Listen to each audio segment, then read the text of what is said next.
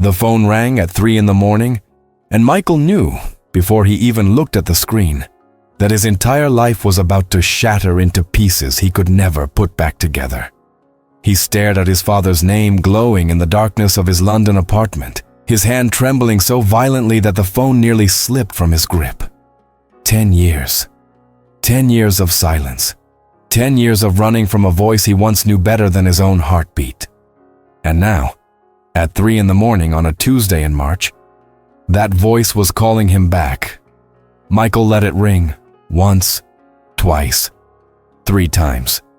His finger hovered over the red decline button, the same way it had hovered over delete on every birthday text, every Christmas message, every desperate attempt his father had made to reach across the ocean of pain that separated them. But something was different this time. Something in the way the phone kept ringing felt like a hand reaching out from a grave, like a final chance before a door closed forever. He answered. The voice that came through the speaker wasn't the strong, commanding voice of the father he remembered. It was fragile, broken, wrapped in static, and something that sounded dangerously close to tears. 3 words. That's all his father said. 3 words that turned Michael's blood to ice water in his veins. Son, I'm dying. Michael didn't move. He couldn't. The walls of his carefully constructed life, the life he'd built brick by brick in a city where no one knew his real name, where no one asked about the family he never mentioned, where no one could see the ghosts that followed him, began to crack. And through those cracks, memories poured in like floodwater, drowning him in a past he'd spent a decade trying to forget. But here's what you need to understand about Michael's story, about the reason he ran and why this phone call mattered. Here's what makes this different from every other story about fathers and sons, about regret and reconciliation. Because what Michael was running from wasn't what you think, and what his father was dying from wasn't a disease you could name or a condition you could treat in any hospital. Michael had left home at 22 years old, with nothing but a backpack, and a heart so full of rage it felt like carrying a bomb in his chest. He'd left his father standing in the driveway of their house in Cedar Falls, Iowa, watching his only son disappear into a taxi without looking back. He'd left behind a mother's grave that was still fresh with flowers, a bedroom that still smelled like his childhood, and a father whose hands were stained with mistakes that could never be washed clean. For 10 years, Michael had convinced himself that distance was healing, that every mile between Iowa and London was another layer of protection, another wall between himself and the pain that lived in his father's eyes. He'd told himself that forgetting was the same as forgiving, that silence was the same as peace. He'd built a life in England that looked perfect from the outside. A good job at a marketing firm, a small circle of friends who knew him as the quiet American who never talked about home, an apartment with white walls and minimal furniture because nothing permanent could hurt you if you were ready to leave at any moment. But the truth Michael was about to discover, was that you can't outrun your own heart. You can't put an ocean between yourself and the parts of your soul that are still bleeding. You can't build walls high enough to keep out the love that never died, even when you desperately wished it would. His father's voice cracked through the phone again, pulling Michael back from the spiral of his thoughts. I know you don't want to hear from me. I know I have no right to call you after all this time, after everything I did, after the way A cough interrupted him, deep and rattling.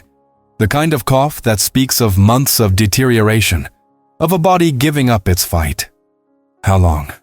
Michael heard himself ask, his voice barely above a whisper, as if speaking too loudly might make any of this more real. The doctors say weeks, maybe a month if I'm lucky, though I'm not sure luck is something I deserve anymore. Weeks. The word hung in the air like smoke, thick and suffocating. Weeks to undo 10 years of silence. Weeks to say everything that had been trapped behind Michael's teeth for a decade. Weeks to face the man he'd sworn never to forgive. I'm not calling to ask for forgiveness, son. His father's words came faster now, as if he knew his time on this call was as limited as his time on Earth. I'm calling because there are things you need to know. Things about your mother. Things about that night. Things I should have told you years ago, but I was too much of a coward. Too afraid of losing you even more than I already had. Michael's entire body went rigid that night. The night that divided his life into before and after. The night his mother died. The night that sent him running and never looking back. The night he'd replayed in his mind 10,000 times, each replay adding another layer of anger, another reason to hate the man on the other end of this phone call. "I don't want to hear this," Michael said, his voice harder now, defensive walls shooting up. "Whatever you think you need to confess, whatever peace you're trying to make before you go, she made me promise."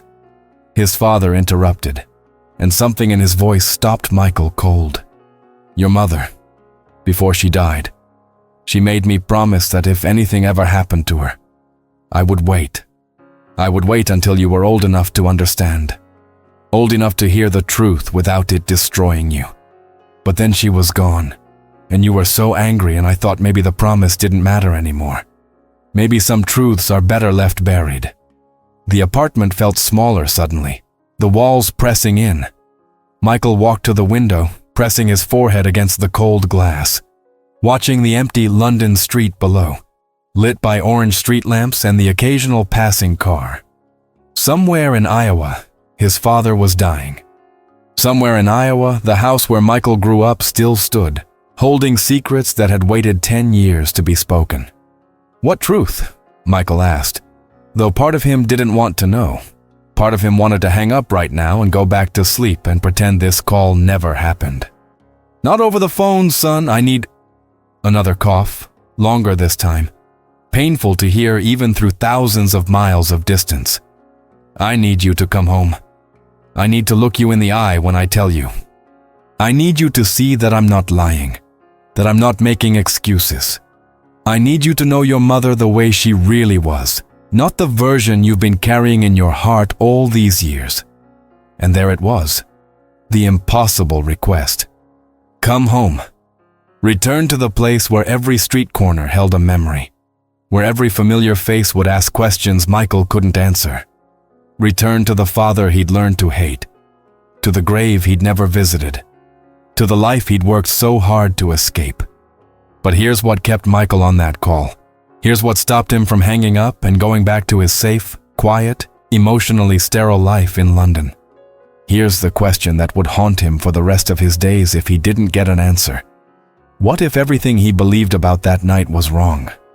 What if the anger he'd been feeding for 10 years was built on a foundation of lies?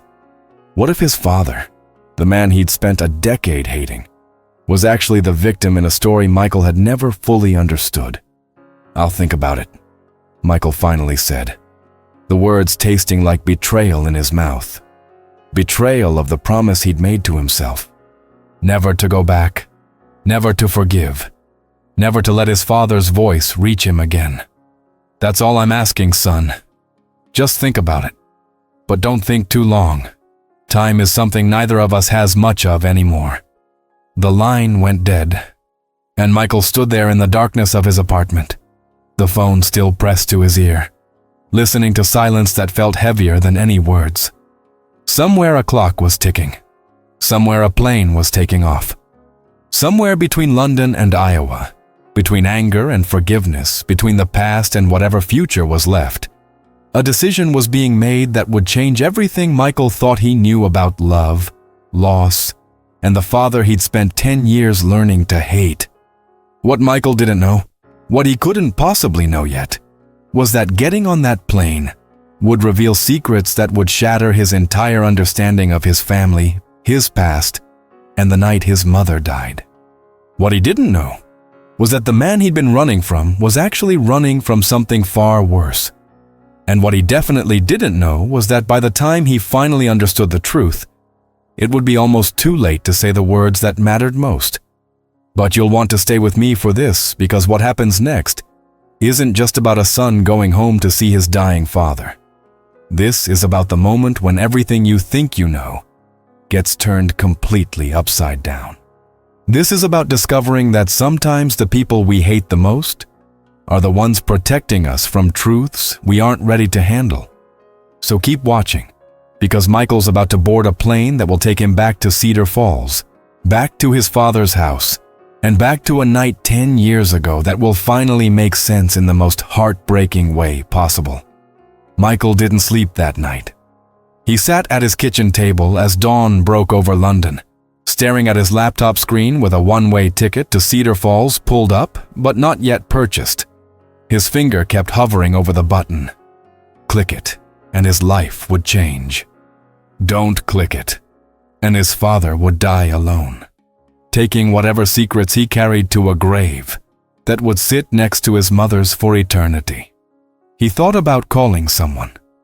His friend James from work, maybe.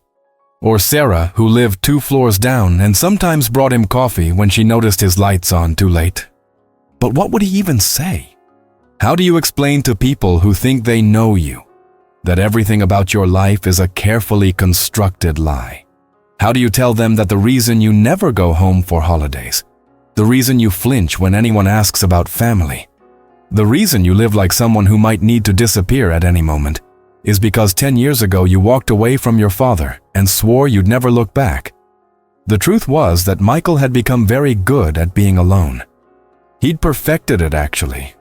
He knew how to smile at office parties while feeling nothing. He knew how to have conversations that sounded personal but revealed nothing.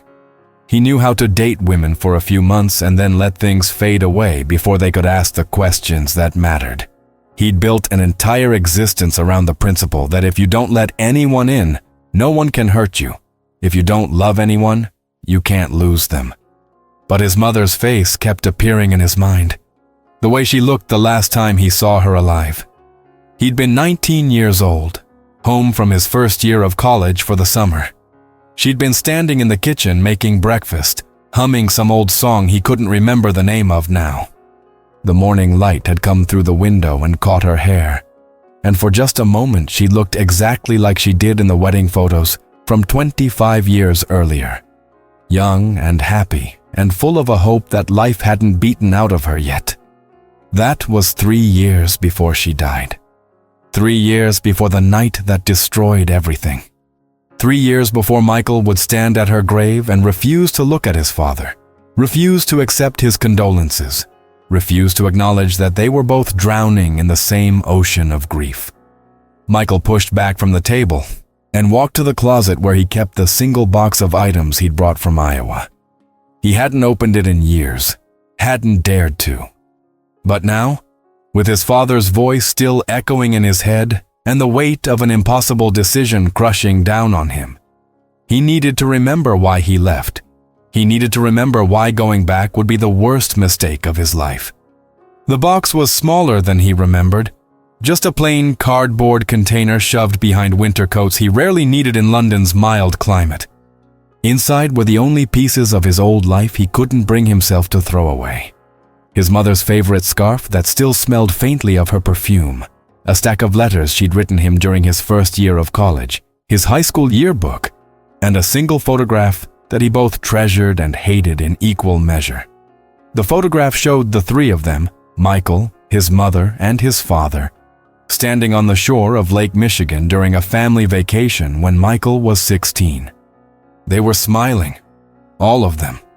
His father's arm was wrapped around his mother's waist, and Michael stood between them, suntanned and grinning, holding up a fish he'd caught that morning. They looked like any normal, happy family. They looked like people who loved each other.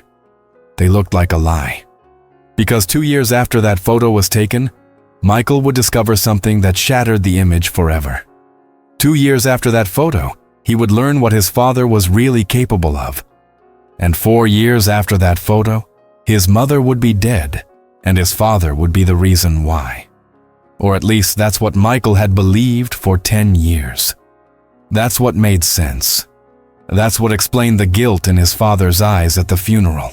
The way he couldn't meet Michael's gaze. The way he'd said, "I'm sorry," over and over like a broken recording, as if sorry could bring her back, as if sorry could undo what he'd done. Michael had never asked for details about that night. He'd never demanded the full story, because in his mind he already knew what happened. He'd pieced it together from whispered conversations between relatives, from the way people looked at his father at the funeral, from the police report he'd seen accidentally left on the kitchen counter. His parents had been arguing. They'd been arguing a lot in those final months.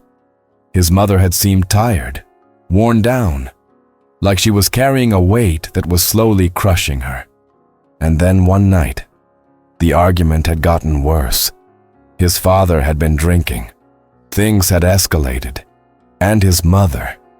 But Michael had never let himself finish that thought, because finishing it meant accepting something too horrible to survive.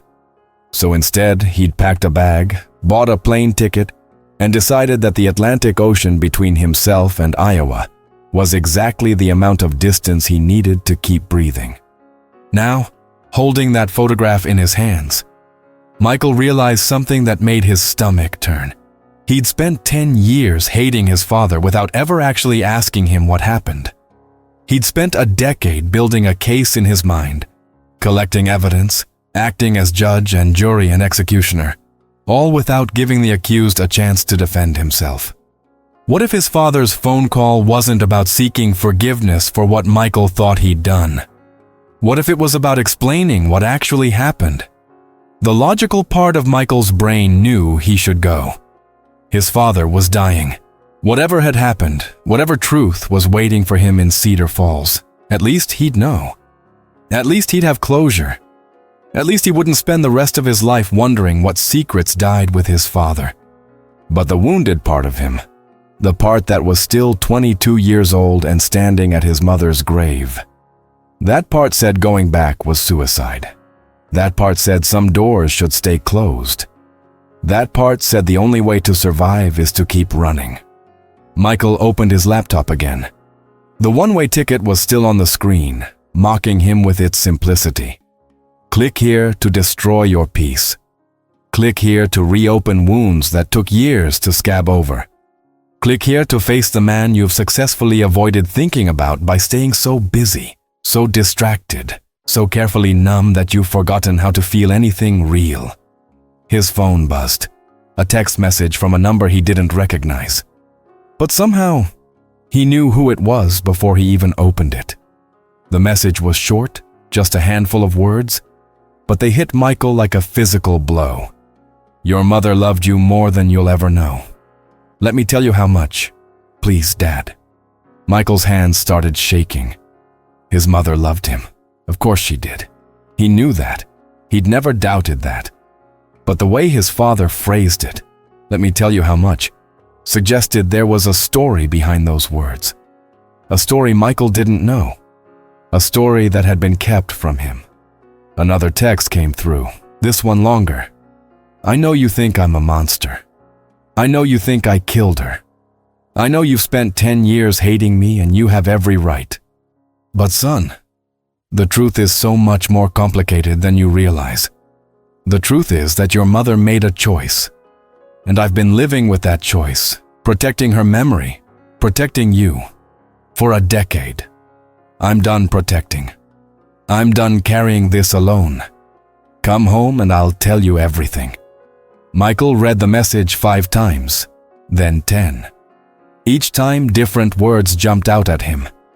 Your mother made a choice, protecting her memory, protecting you. What choice? Protected from what?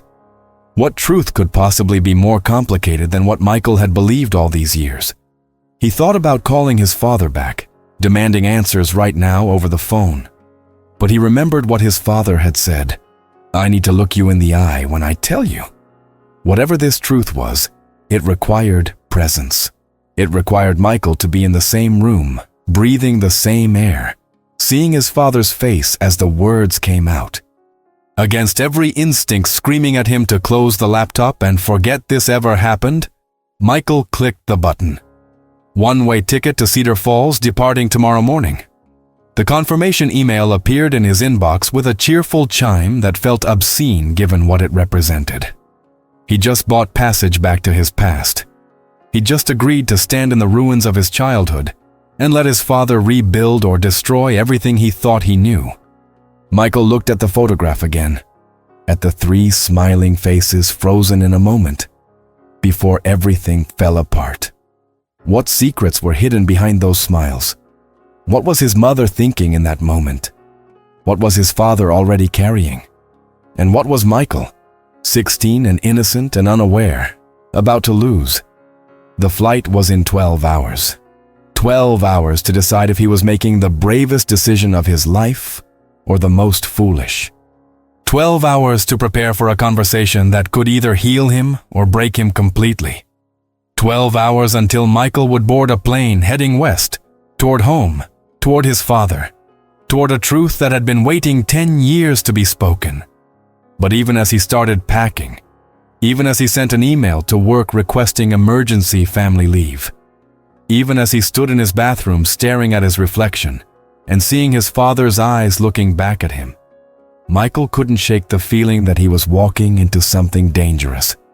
That whatever was waiting for him in Cedar Falls was bigger than reconciliation or closure or understanding.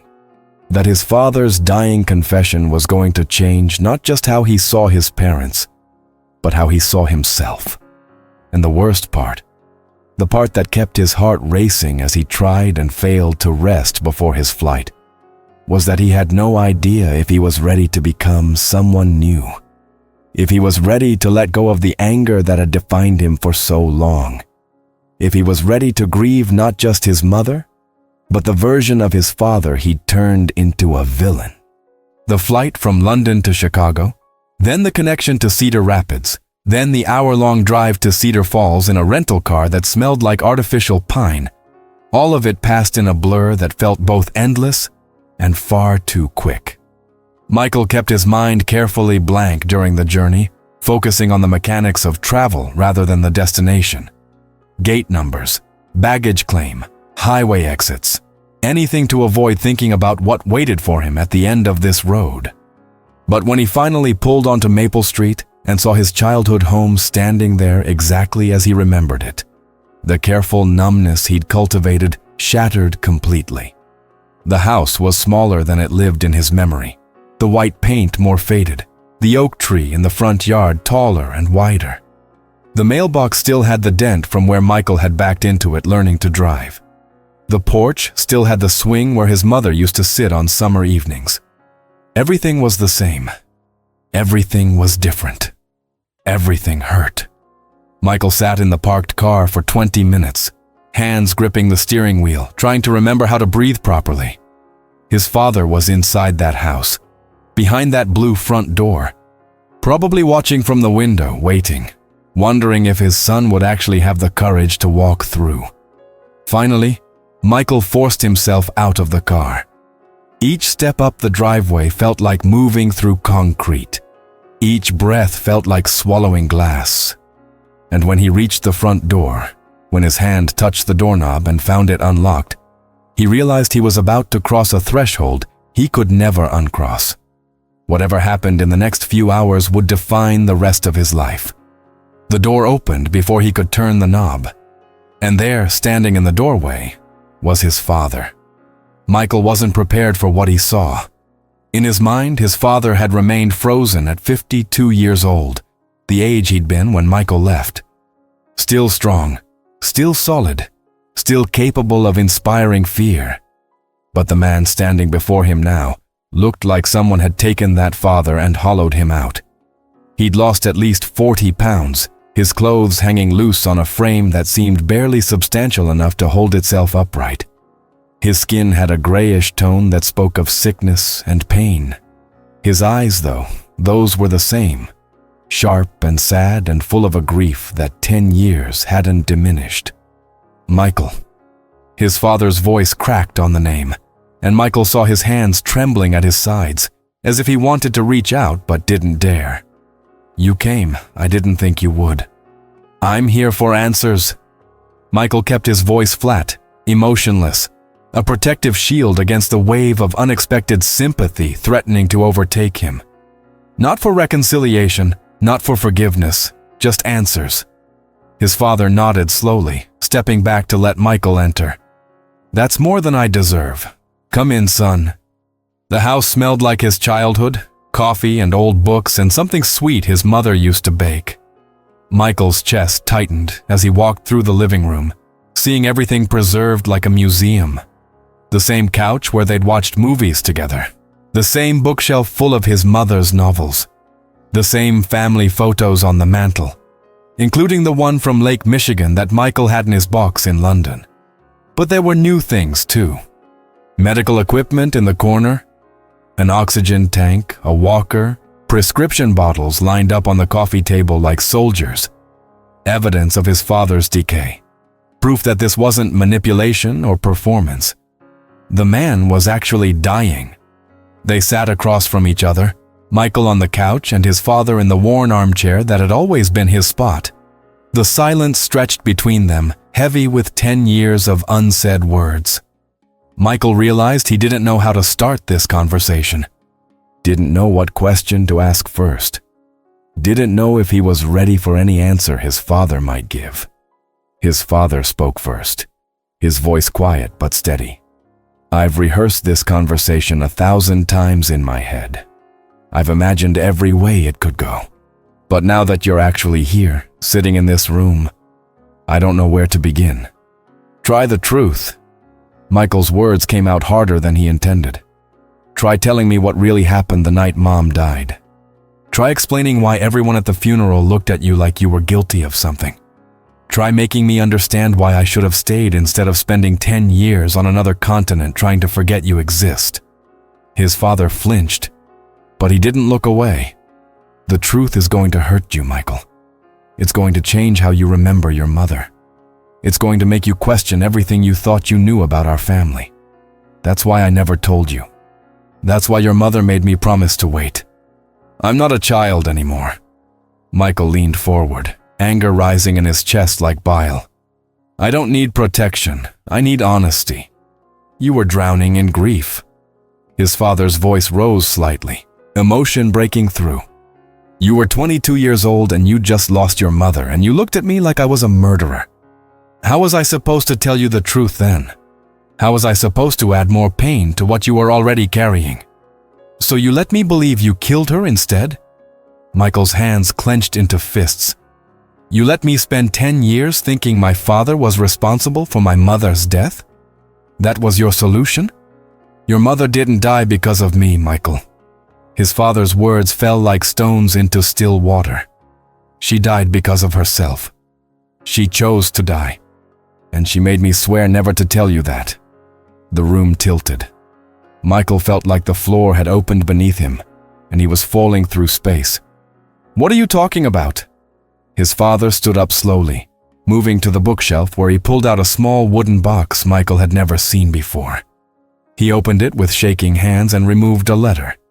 The paper yellowed with age, the handwriting immediately recognizable as his mother's. She wrote this 2 weeks before she died. His father held the letter, but didn't hand it over yet. She knew what she was planning. She knew what she was going to do. And she made me promise that if she went through with it, I would never tell you the truth. She wanted you to remember her as happy, as strong, as someone who loved life, not as someone who... No. Michael stood up, backing away. No, you're lying. Mom wouldn't... She would never... She was sick, Michael. His father's voice broke completely now, tears streaming down his face. Not physically, in her mind. She'd been fighting it for years, hiding it from everyone, especially from you. Depression so deep that some days she couldn't get out of bed. Anxiety that made her afraid of her own shadow. And something else. Something the doctors called bipolar disorder. But back then we didn't understand it. Didn't know how to help her. Didn't realize how serious it was. Michael shook his head, refusing to accept it. His mother had been fine. She'd been happy. She'd made breakfast and hummed songs and smiled at him. She'd written him letters at college full of encouragement and love. She couldn't have been sick. She couldn't have been suffering. But even as he denied it, memories started surfacing. His mother staying in bed for days at a time, claiming headaches. His parents arguing behind closed doors. His father's voice pleading, "Please just try the medication." and his mother's voice insisting she was fine. Everything was fine. The way his mother sometimes looked at him with such intense sadness, like she was memorizing his face, like she was already saying goodbye. The night she died, his father continued, his voice barely audible now. We weren't fighting. I was begging. I'd found her journal earlier that day.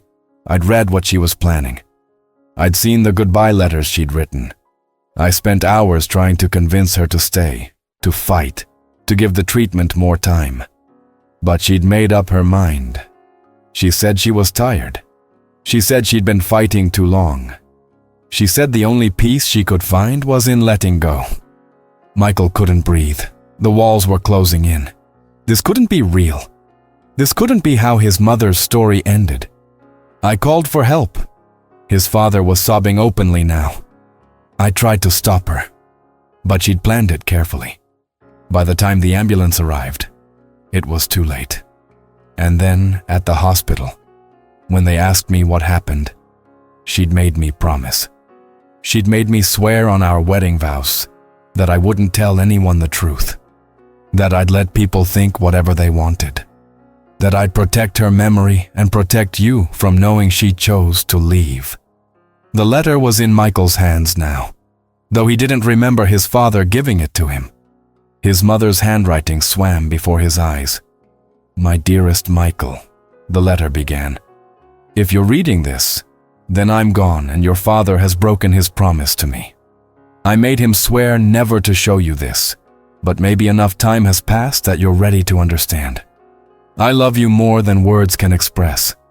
You are the best thing I ever created, the only pure and perfect thing in my life. But I'm so tired, sweetheart. I'm so tired of pretending to be okay when every day feels like drowning. I'm tired of fighting my own mind. I'm tired of being a burden to the people I love. Please don't hate your father. He did everything he could to save me. He loved me through the worst of it. But some battles can't be won, no matter how hard we fight. Remember me happy. Remember me loving you. And please, live your life fully in a way I couldn't. That's all I want for you. All my love. Forever, Mom. Michael collapsed onto the couch, the letter falling from his hands. 10 years. 10 years of hating his father. 10 years of running from a man who'd been protecting him. 10 years of anger built on a foundation of lies. Not lies his father told, but lies his mother had begged him to maintain. I'm sorry. His father knelt in front of him, taking Michael's hands in his own skeletal grip. I'm sorry I couldn't save her. I'm sorry I let you believe I was guilty. I'm sorry I didn't fight harder against her wishes. But I loved her, Michael. I loved her enough to become the villain in your story, if it meant you could keep loving her without complication. And there it was. The truth that changed everything. The revelation that turned Michael's entire understanding of his past inside out. His father wasn't the monster. His mother wasn't the victim. There were no villains in this story, only people suffering in ways they didn't know how to express, making impossible choices with no good options. Michael looked at his father, really looked at him for the first time in 10 years. He saw the weight of the secret in the lines of his face. He saw the loneliness of carrying it alone. He saw the love that had been strong enough to accept Michael's hatred, rather than betray his wife's final wish. Why tell me now? Michael whispered. Why break your promise? Because I'm dying. His father's grip tightened. And I couldn't die with you still hating me. I couldn't leave this world without you knowing that I loved you both. That I would have done anything to keep her here. That every day for 10 years I've missed her and missed you and carried this truth like a weight that's been crushing me to death. I needed you to know, son. Even if you still hate me after, at least you'll hate me for the right reasons. Michael didn't remember deciding to stay. One moment he was sitting on the couch holding his mother's letter, and the next he was still there 3 hours later, the afternoon light fading into evening, his father sitting across from him in silence. They hadn't spoken since the revelation. There were no words adequate for what had just happened. No language invented to bridge the chasm between who Michael had been when he walked through that door and who he was becoming now. Finally, Michael's voice broke the silence, rough and uncertain. "Tell me about her illness. Tell me everything you didn't say before." His father nodded slowly, as if he'd been waiting for this question, preparing for it. "It started long before you were born. Your mother had her first episode when she was 23, just after we got married. Back then, in the early 90s, mental health wasn't something people talked about. When she couldn't get out of bed for 2 weeks, when she cried for hours without knowing why, the doctors called it stress, gave her some pills that made her feel worse, told her to rest more, worry less, try having a baby." Michael's stomach turned. "They told her a baby would fix her." Different times, son. Different understanding. His father's eyes grew distant, lost in memory. "But you did help in a way. When you were born, she had this purpose that pulled her through the dark periods. You were her light, her reason to keep fighting. For years, she managed it. She had good stretches where everything seemed normal. We'd go months, sometimes a year, without a bad episode. I let myself believe it was over, that whatever darkness had been chasing her had finally given up. But it didn't. It never does." His father's voice dropped to barely a whisper. "When you left for college, something changed. She told me later that she'd been holding on for you, staying strong because you needed her to be your mother. But once you were gone, living your own life, she felt like her purpose had expired. Like she'd completed her job, and now there was nothing left to keep her fighting." Michael felt guilt crash over him like a wave. "So I caused this. If I hadn't left for school..." "No!" His father's voice turned sharp, almost angry. "Don't you dare take that burden on yourself. Your mother would be devastated if she knew you thought that. You leaving for college was supposed to be her triumph, proof that she'd raised a strong, independent son despite her struggles. The illness twisted it into something else. But that wasn't your fault. That was the disease lying to her, telling her she wasn't needed anymore." "Did she try to get help?" Michael asked, needing to understand, needing to trace the path that led from his vibrant mother to someone who couldn't see a way forward. "She tried everything." His father stood slowly, moving to a filing cabinet in the corner. He pulled out a thick folder and brought it to Michael. Inside were medical records, prescription histories, therapy appointment cards, pages and pages of evidence that his mother had been fighting a war Michael never knew existed. 6 different medications, 4 therapists, 2 stays at a treatment facility that she made me tell people were spa retreats. She tried, Michael. God, she tried so hard. But some types of pain don't have easy solutions. Michael flipped through the papers, seeing his mother's signature on intake forms, reading doctors' notes about treatment-resistant depression and medication side effects. There were journal entries too, photocopied pages his father must have saved where his mother wrote about her internal battles in words that broke Michael's heart. "I feel like I'm underwater," one entry read, dated just 6 months before her death. "Everyone else is breathing normally and I'm drowning in plain sight. I smile at breakfast and pack lunches and pretend I'm a person who wants to be alive. But the truth is, I'm exhausted from pretending. How much longer can I keep this performance going?" Another entry from 3 months before the end. "I saw Michael's photo today, the one from his college graduation. He looks so happy, so free. I did that. I gave him a childhood stable enough that he could leave and build his own life. Maybe that's enough. Maybe I've done my part and now I can rest." Michael's hand shook as he read his mother's private thoughts, seeing the architecture of her despair laid out in careful handwriting. She'd been planning this for months. She'd been saying goodbye in small ways he'd been too young and too far away to notice. "The last time I saw her," Michael said quietly, "I came home for spring break my senior year. She made my favorite dinner and we talked about my graduation plans. She seemed happy. She laughed at my stories about my roommate. She hugged me extra long when I left, and I thought it was just because she missed me. She was saying goodbye. His father's voice cracked. I realized it later, looking back. She'd already made her decision by then. That whole visit was her way of creating one last good memory with you. She wanted your final impression of her to be happy. Did she leave other letters? Michael needed to know. Besides the one she wrote to me. His father nodded, pulling out 2 more envelopes from the wooden box. One for me. One that she said should be opened by both of us together, but only after I'd told you the truth. She made me promise to wait until you were ready. I didn't think you'd ever be ready, to be honest. I thought I'd die with that letter unopened. Michael stared at the sealed envelope with both their names written across the front in his mother's handwriting. Should we open it now? That's your choice, son. I've waited 10 years. I can wait longer if you need more time. But Michael found himself reaching for the letter, breaking the seal his mother had placed there a decade ago. Inside were 2 pages, front and back, filled with her words. His father moved to sit beside him on the couch so they could read together. My darling husband and my precious son. The letter began.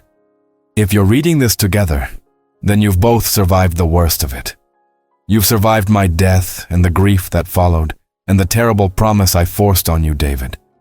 You've survived whatever anger and confusion and pain my choice caused. And now, finally, you can hear what I need you both to understand. The letter went on to explain her illness in ways she'd never been able to when she was alive. She wrote about the chemical imbalance in her brain that no amount of willpower could fix, about the constant exhaustion of pretending to be okay, about the fear that her depression would somehow damage Michael if he knew the truth. She wrote about the guilt of wanting to leave when she had a husband who loved her and a son who needed her. She wrote about the impossible weight of existing when your own mind has become your enemy. I need you both to forgive yourselves, she continued. David, you could not have saved me. No amount of love or support or medication could fix what was broken in my brain. You gave me 28 years of devotion and patience and kindness. You held me through the darkest nights and celebrated the bright days, and never once made me feel like I was a burden. You are the best man I've ever known, and I'm sorry I'm leaving you to carry this alone. Michael felt his father's shoulders shaking with silent sobs beside him. And Michael, my sweet boy, I need you to know that you were never the reason I couldn't stay. You were the only reason I stayed as long as I did. Every time I looked at you, I saw evidence that I'd done something right in this world. You are kind and smart and good, and none of that changes because your mother's brain couldn't produce enough serotonin to keep her alive. Please don't let my illness define you. Don't let it make you afraid to live fully, love deeply, take risks. Don't let it steal your joy the way it stole mine. The letter concluded with specific instructions. She asked Michael to forgive his father for keeping her secret. She asked his father to eventually tell Michael the truth, so he wouldn't spend his life hating the wrong person. She asked them both to remember her on her good days, not her last day. And she asked them to take care of each other, to be family even when she couldn't be there to hold them together. I love you both more than words can hold, she finished. Don't mourn me forever. Don't let my death be the thing that defines our family. Instead, let it be the thing that teaches you how precious life is, how important it is to hold on to the people you love while you have them. Take care of each other. Please. That's all I ask. All my love, always, Catherine. Michael set the letter down carefully, as if it might disintegrate if handled too roughly. He turned to look at his father, really look at him for the first time since arriving. He saw not the villain he'd constructed in his mind, but a man who'd loved his wife enough to become his son's enemy. A man who'd carried a devastating secret for 10 years to honor his dead wife's wishes. A man who'd lived alone with his grief and his guilt and his love, because he'd promised the woman he adored that he would protect their son from the hardest truth. Dad, Michael said, the word feeling strange on his tongue after years of refusing to use it. I'm so sorry. I'm sorry I left. I'm sorry I didn't ask questions. I'm sorry I let you carry this alone." His father pulled Michael into an embrace, both of them crying now. 10 years of separation collapsing in an instant. "You didn't know," his father whispered into his hair. "You were protecting yourself the only way you knew how. I never blamed you for leaving, son. I understood it. I just missed you every single day." They stayed like that for a long time. Two broken people holding each other together, grieving not just the woman they'd both loved, but the years they'd lost to misunderstanding. Michael felt something shifting inside his chest. A tight knot of anger that had lived there for a decade finally beginning to loosen. He wasn't ready to call it forgiveness yet. The wound was too fresh, the revelation too new. But he could feel the possibility of it, like dawn approaching after an endless night. "Tell me about the good days," Michael said when they finally pulled apart. "Tell me about Mom before I was old enough to remember. Tell me the stories I don't know." And his father smiled. A real smile for the first time since Michael had arrived. "She was extraordinary," he began. "Even in her darkest periods, there was this light in her that refused to go out completely. Let me tell you about the time she decided to learn Italian just because she liked the way it sounded. Let me tell you about the garden she planted in the backyard that grew tomatoes bigger than your head. Let me tell you about the woman I fell in love with, the woman who gave me you, the woman who fought harder than anyone will ever know, just to stay in this world a little longer." They talked through the night, Michael and his father, sharing stories and memories and pieces of Catherine that had been locked away for too long. His father told him about their first date, how Catherine had shown up wearing mismatched shoes because she'd been so nervous. He told him about the day Michael was born, how Catherine had held him and cried happy tears and whispered, "Finally, something pure." He told him about the good years, the laughter, the small victories over the darkness that kept trying to claim her. As dawn broke through the living room windows, Michael noticed his father's breathing had become more labored. The talking had exhausted him in a way that was visible, his skin grayer than it had been yesterday, his hands trembling more violently.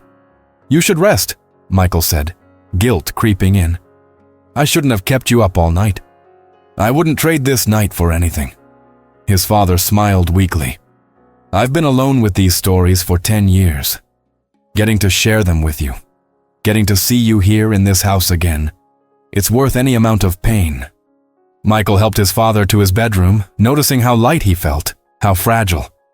The bedroom was exactly as Michael remembered it, except now it was clearly the domain of a sick man. More medications on the nightstand, a hospital bed that had replaced the regular one, a photo of Catherine on the dresser, smiling at the camera with that light in her eyes that her illness never quite extinguished. "There's something else I need to tell you." His father settled into the bed with a grimace. "Something I wasn't sure I'd have the courage to say. But after last night, after reading your mother's letter together, I think you're ready to hear it." Michael felt his stomach drop. Another revelation, another secret. "What is it?" "The reason you left," his father began carefully. "The reason you were so angry at me, so certain I'd done something terrible. It wasn't just grief, Michael. It wasn't just the timing and the whispers and the police report you found." Michael's mind flashed back to that report, the one he'd seen on the kitchen counter 2 days after the funeral. It had mentioned his father being questioned, mentioned the argument, mentioned that his father had been the last person to see Catherine alive. It had been enough to confirm Michael's worst suspicions, enough to justify the rage that was already consuming him. "I let you see that report," his father said quietly. "I left it there intentionally, knowing you'd find it, knowing what conclusions you'd draw." The room seemed to tilt. "What are you saying?" "I'm saying I pushed you away on purpose, Michael." His father's eyes filled with tears. "You were drowning in grief. You were 22 years old and your whole world had collapsed. And every time you looked at me, you saw the last person who was with your mother. You saw the person who couldn't save her. And I realized that you needed someone to blame. You needed a villain to focus your pain on, something concrete to hold on to instead of the terrible randomness of mental illness." Michael's voice came out strangled. So you let me hate you? I needed you to leave this house, son." His father's words came faster now, desperate to make Michael understand. This house where your mother died. This town where everyone knew what happened and looked at us with pity. If you'd stayed here, if you'd stayed near me, you would have been trapped in the grief. You would have spent your 20s taking care of your depressed father, haunted by your mother's ghost, living in a museum of the past. I couldn't let that happen to you. That wasn't your choice to make." Michael's anger flared hot and sudden. "You don't get to decide what's best for me. You don't get to manipulate me into hating you for my own good." "You're right." His father didn't argue, didn't defend himself. "You're absolutely right. It was controlling and arrogant and maybe even cruel. But Michael, I watched you at the funeral. I saw you shutting down, closing off, dying inside right in front of me. And I thought about what your mother would want. She would want you to live. She would want you to escape. She would want you to have a chance at happiness far away from the tragedy that defined our family." Michael paced the room, his hands pulling at his hair, his mind trying to process this new layer of betrayal. The letters, the texts, all those years when you tried to reach me. I couldn't commit completely to pushing you away.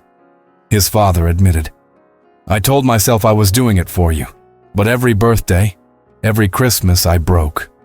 I sent those messages knowing you probably wouldn't respond, but needing you to know I was still here, still your father, still loving you even though I'd made you hate me. This is insane." Michael turned to face his father. "You destroyed our relationship to save me from grief. You took 10 years away from us because you thought I'd be better off hating you. And were you?" His father's question hung in the air. "Would you have built a life in London if you'd stayed here, tied to me and this house and the weight of your mother's death? Would you have found any peace if I'd told you the truth right away? If I'd burdened you with your mother's suicide and her secret illness and her letters? Or would you have drowned in all of it?" Michael wanted to argue, wanted to insist that he would have been fine, that he deserved the choice. But he thought about the person he'd been at 22, raw and broken and barely functional. He thought about how the anger toward his father had given him something to run from, a clear enemy that made leaving possible. He thought about how that anger had fueled him through the early years in London, had kept him moving forward when grief tried to pull him under. "I don't know," Michael finally admitted. "I don't know if I would have survived staying here. But Dad, the cost, 10 years. We lost 10 years. I know." His father's voice broke, and I've regretted it every single day. There were so many times I almost called you, almost told you everything, almost begged you to come home. But I'd already committed to the role. I'd already become the villain in your story. And part of me thought that if you hated me, at least you were feeling something. At least you weren't numb. At least you were alive. Michael sat down heavily in the chair beside the bed. "When did you get sick? Really sick, I mean." "About 2 years ago." His father coughed, the sound rattling in his chest. "Lung cancer. Never smoked a day in my life, but apparently genetics don't care about that. The doctors gave me treatment options, but I was tired, Michael. I'd been tired since your mother died. Without you here, without any reason to keep fighting, I just let it progress. You gave up." Michael's voice was flat. "Just like Mom. And not like your mother," his father corrected gently. "Your mother had an illness she couldn't control. I just made a choice not to pursue aggressive treatment. I was 70 years old, alone, estranged from my only child. It felt like a natural ending. Until you decided to call me. Until I realized I was going to die with you still believing a lie." His father reached out, taking Michael's hand. "Until I understood that your mother's wishes, no matter how well-intentioned, didn't justify letting you carry false guilt and misdirected anger for the rest of your life. Until I admitted to myself that I'd been a coward for 10 years, hiding behind your mother's letter instead of fighting for our relationship." Michael looked at their joined hands, his young and strong, his father's skeletal and weak. 10 years ago, he'd refused to shake this hand at his mother's funeral. 10 years ago, he'd walked away from this man without looking back. And now, with weeks or maybe days left, they were finally telling each other the truth. "I don't know how to process this," Michael said honestly. "I don't know if what you did was noble or manipulative or both. I don't know if I'm grateful you pushed me away or furious that you did. I don't know how to grieve the time we lost while also understanding why we lost it. You don't have to know right now." His father squeezed his hand weakly. "You don't have to forgive me or understand me or even like me. You just have to know that every decision I made, right or wrong, came from a place of love. I loved your mother enough to keep her secret. I loved you enough to let you hate me. And I love you enough now to tell you the whole truth, even though it makes me look worse." Michael sat in silence, watching his father's chest rise and fall with effort. He thought about the complexity of love, how it could drive people to hurt the ones they cared about most. He thought about his mother, fighting her illness in silence to protect him. He thought about his father, accepting the role of villain to set him free. He thought about himself, running halfway across the world because staying felt like drowning. "There's one more thing in the box," his father said quietly. "One more letter your mother left. This one is just for you, to be given to you only after you knew everything, only after you understood the whole story. She knew you'd be angry. She knew you'd question whether any of us really loved you, and she wanted to answer that question in her own words." Michael's hand trembled as his father pointed to the wooden box on the dresser. Inside, beneath the other letters, was one final envelope with his name written across the front. But unlike the others, this one had a subtitle written underneath. "For my son, when he doubts he was loved enough to justify our choices." "Read it when you're ready," his father said, his eyes already closing with exhaustion. "I need to rest now. But Michael, I'm glad you came home. Whatever happens next, whatever you decide about us, I'm grateful for last night.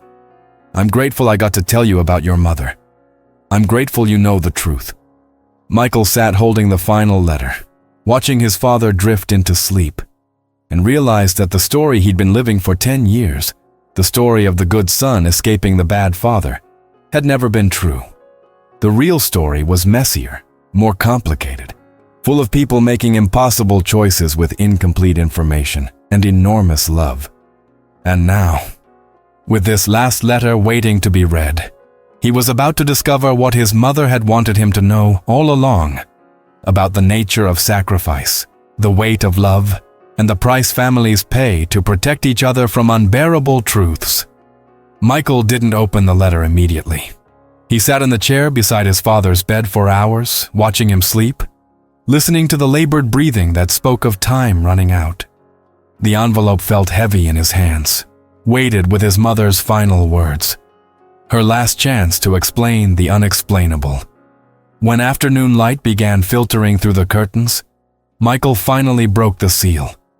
His mother's handwriting greeted him one last time, and he could almost hear her voice speaking the words as he read them. "My dearest Michael, my beautiful boy, if you're reading this, then you finally know the truth about my illness and my choice. You know that your father kept my secret. You know that I asked him to let you believe whatever you needed to believe in order to heal, and I imagine you're angry. I imagine you feel betrayed by both of us. I imagine you're wondering how we could claim to love you while keeping such enormous truths hidden." Michael's vision blurred with tears, but he kept reading. "So let me tell you about love, the real kind, the complicated kind that doesn't fit into simple stories. Love isn't just the easy parts, the happy moments, the times when everything feels good. Love is also making impossible choices that hurt you, because they might help someone else.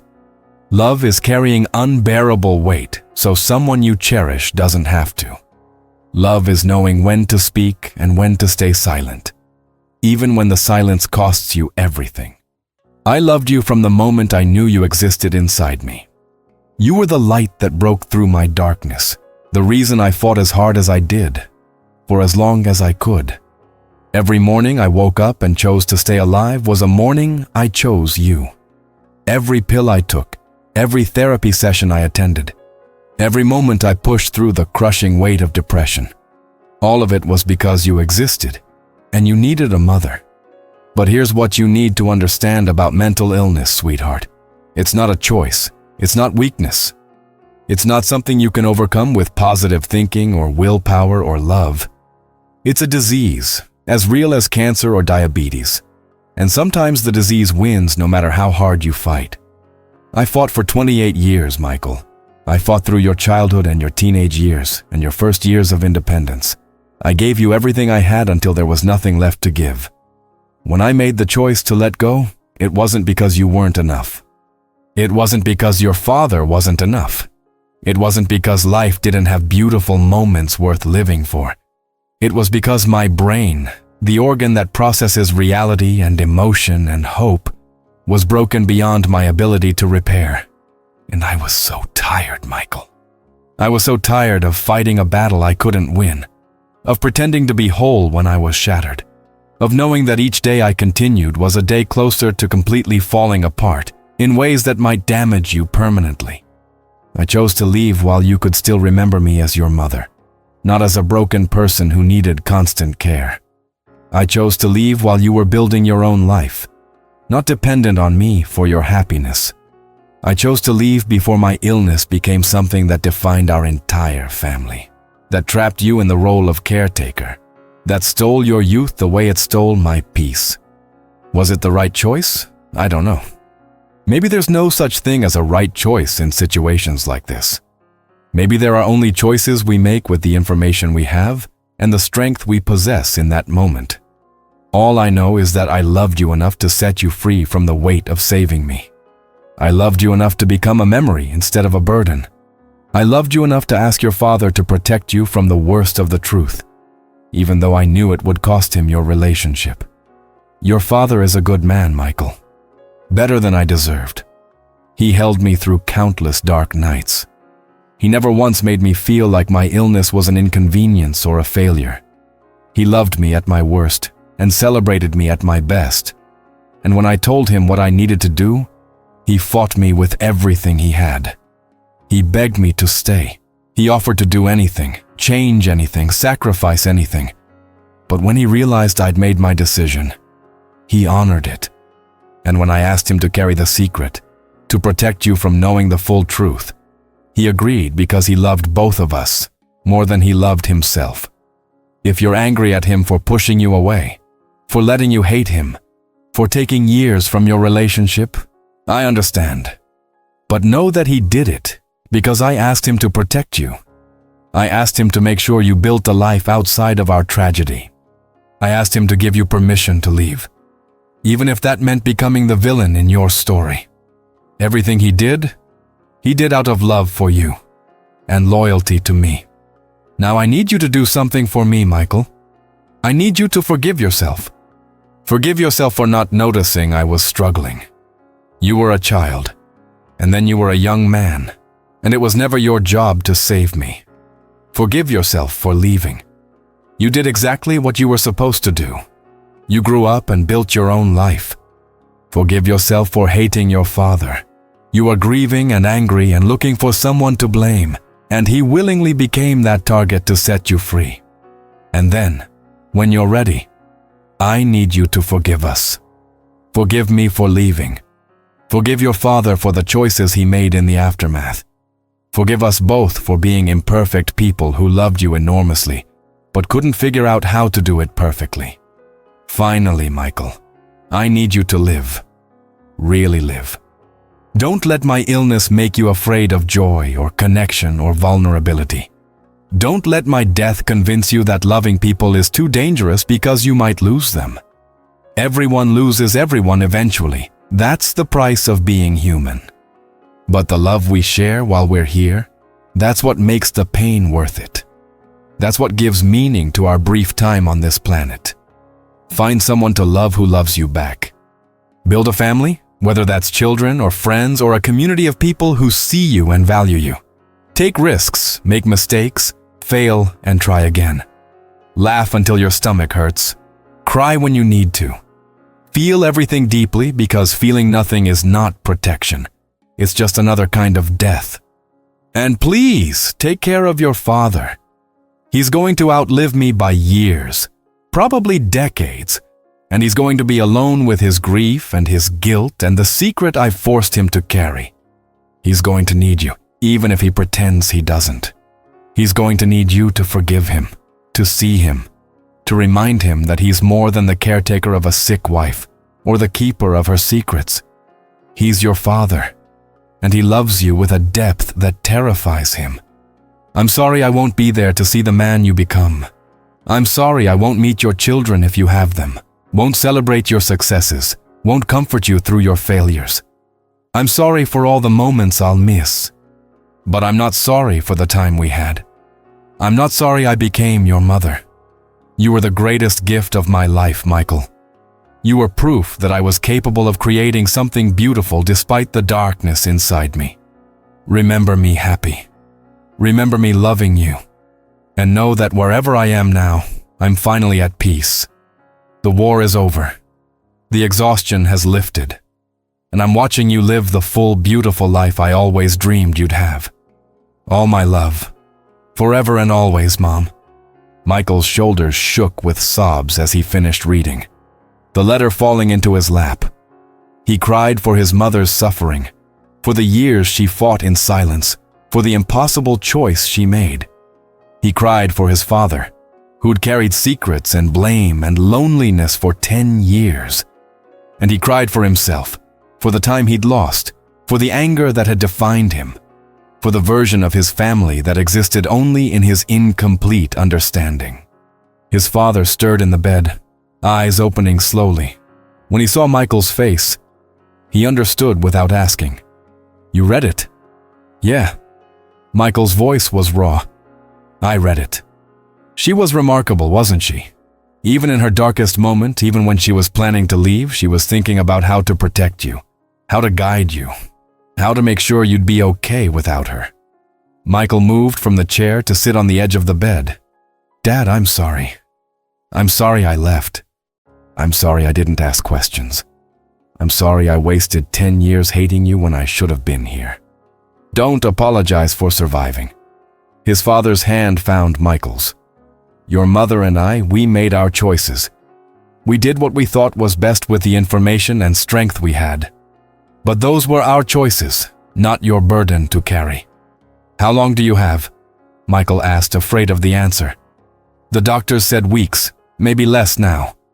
I've been declining faster since I made the call to you. It's like my body knew it could finally stop fighting once I'd told you the truth. Then I'm staying. Michael's words came out firm, decisive. However long you have left, I'm not leaving.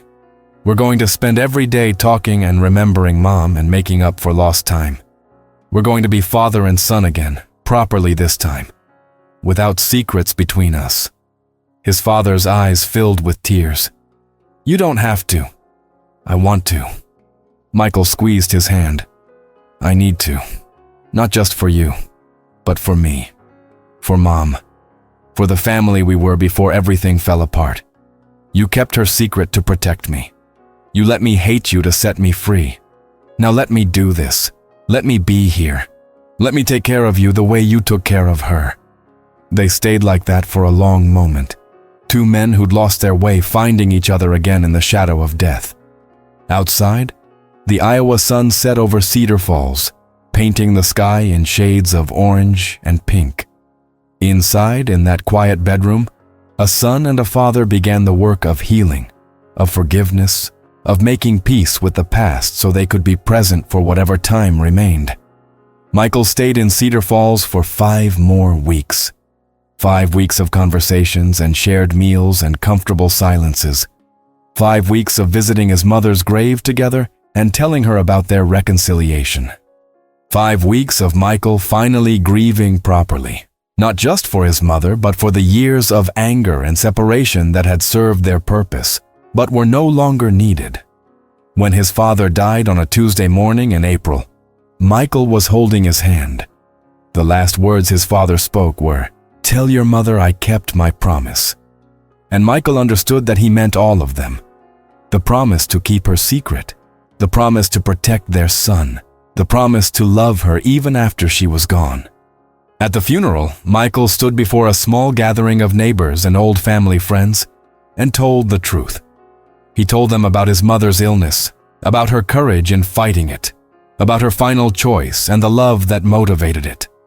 He told them about his father's sacrifice, about the secret he'd carried, about the price he'd paid to honor his wife's wishes.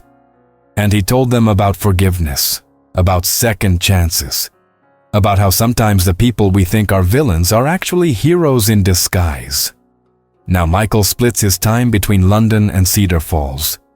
He kept his parents' house, turning his old bedroom into a home office where he works remotely.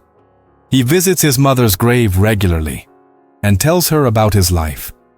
He started therapy to process his own grief and to make sure his mother's illness doesn't remain a secret shame, but rather a story of human struggle and enormous love. Some stories don't have simple endings. Some families can't be sorted into good guys and bad guys.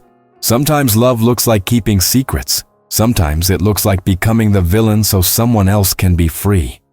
And sometimes, when we're brave enough to hear the whole truth, we discover that the people we thought we'd lost have been loving us all along in ways we never understood. So, here's my question for you.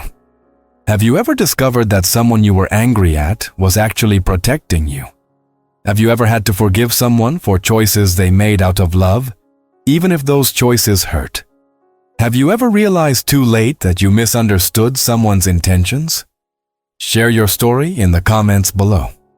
Sometimes the most healing thing we can do is speak our truths and realize we're not alone in carrying complicated stories about love, loss, and the impossible choices families make for each other.